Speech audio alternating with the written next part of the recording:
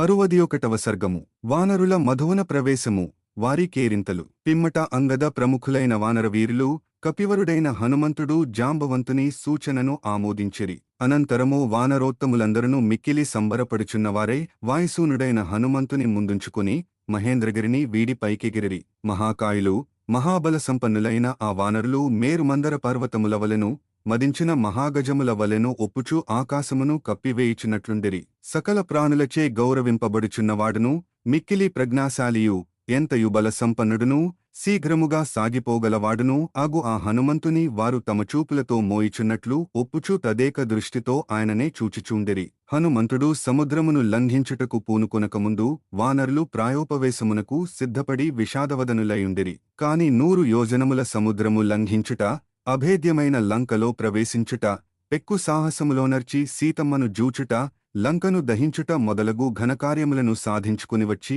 మారుతి వారి అందరి ప్రాణములను కాపాడెను. అందువలన వానరులందరూ హర్షోల్లసితులై రెప్పవాల్పక పూజ్యభావముతో ఆ పావననే చూచుచుండిరి. సీత జాడ తెలిసికొనుట అనుకార్యము సిద్ధించినందులకై గొప్పయసమును పొంది వానరులందరూ కృతార్థులై యుండిరి. కార్యసాఫల్య లాభములతో వారి మనస్సులు ఉత్సాహపూరితములయ్యెను. వారు ఈ సంతోష వార్తను శ్రీరామునకును సుగ్రీవునకును తెల్పుటకు నిశ్చయించుకుని ముందునకు సాగుచుండిరి. రావణునితో యుద్ధము చేయుటకై అందరూ ఉబలాటపడుచుండిరి. సుగ్రీవుని రాజుగా చేసిన శ్రీరామునకు ప్రత్యుపకారము చేయుటకు వారు నిండు మనస్సుతో కటిబద్ధులయుండిరి. అంతటా ఆ వానరులు ఆకాశమార్గమున పురోగమించుచూ సుసంపన్నమైన వృక్షములతోనూ లతలతోనూ అలరారుచు నందనవన సదృశమైన మధువనమును చేరిరి. ఆ మధువనము సుగ్రీవుని రక్షణములో ఉండెను. అది సకల ప్రాణులకును ఆహ్లాదమును గూర్చున్నది. కాని సుగ్రీవుని భయముతో ఎవ్వరనూ దానివైపునకే చూడజాలరు. దధిముఖుడను వానరుడు మహాత్ముడైన వానరప్రభువుగు సుగ్రీవునకు మేనమామ.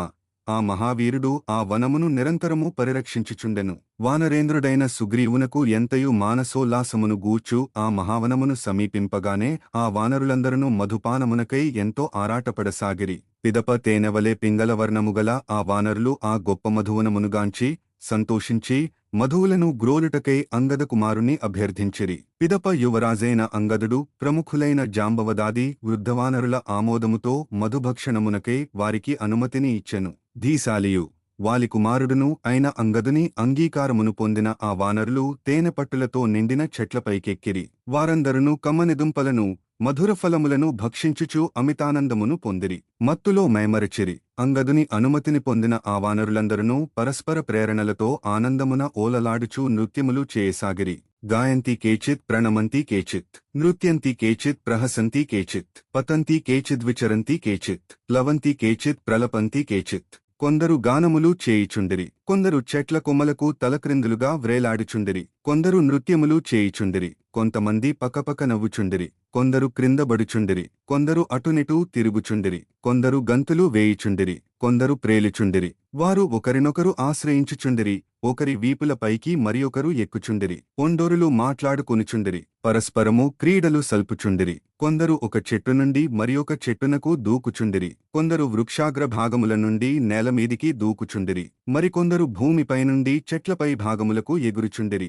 గానము చేయుచున్న వానికడకు మరియొకరు నవ్వుచుచేరెను. ఆ నవ్వుచున్న వాని ఎద్దకు వేరొకడు బోరున ఏడ్చుచు వచ్చెను. ఇంకొకడు ఆ ఏడ్చుచున్న వానిని సమీపించి త్రోయిచుండెను. మరియొకడు ఆ త్రోయిచున్న వాని పైబడి గట్టిగా అరచెను. ఆ వానరులందరూ అతిగా మధుపానము చేయుట వలన వారి మనస్సులు అదుపు తప్పినవి. వారి వికారచేష్టలు వనమునందు అంతటను వ్యాపించెను. వారిలో మధుపానమత్తుడు కానివాడే లేడు, తృప్తి చెందిన వాడును లేడు. ఆ వానరులందరూ యథేచ్ఛగా ఆ మధువనమునందలి ఫలములను భక్షించుచు మధువులను సేవించుచు పత్రములతో పుష్పములతో కలకలలాడుచున్న చెట్లను ధ్వంసము చేయుచుండగా జూచి వనపాలకుడైన దధిముఖుడను వానరుడు మిక్కిలి కోపముతో వారిని వారింపసాగెను. వానరవీరులలో వృద్ధుడు వన సంరక్షకుడు అయిన ఆ దధిముఖుని మాటలను లెక్కచేయక ఆ వానరులు మితిమీరి ప్రవర్తించుచూ అతనినే భయపెట్టసాగిరి. అప్పుడతడు కోపోద్రిక్తుడై వారి నుండి వనమును కాపాడుటకై పునరాలోచన చేయసాగెను. ఆ వానరులను వారించుటకై అతడు కొందరితో పరుషముగా మాట్లాడెను.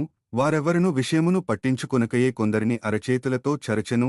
మరికొందరిని సమీపించి వారితో కలహించెను. అట్లే ఇంకను కొందరిని సమీపించి సామోపాయముతో వారిని ప్రార్థించెను. అతడు సామవచనములతో ఆ వానరులను నివారింపసాగెను. అంతట మత్తిల్లియున్న ఆ కపివరులు ఎట్టి జంకుకొంకులును లేనివారై దోషమనియు తలంపక బలప్రయోగము చేత అతని చుట్టును జేరి భయపెట్టుచు ఈడ్వసాగిరి. మధుపానమత్తులయున్న ఆ వానరులందరూ ఆ దధిముఖుని గోళ్లతో గీరిరి, దంతములతో కొరికిరి, చేతులతో కొట్టిరి, పాదములతో తన్నిరి, ఆ వనమునంతయును ధ్వంసమొనర్చిరి. వాల్మీకి మహర్షి విరచితమై ఆదికావ్యమైన శ్రీమద్ రామాయణమునందలి సుందరకాండమునందు ఇది 61వ సర్గము.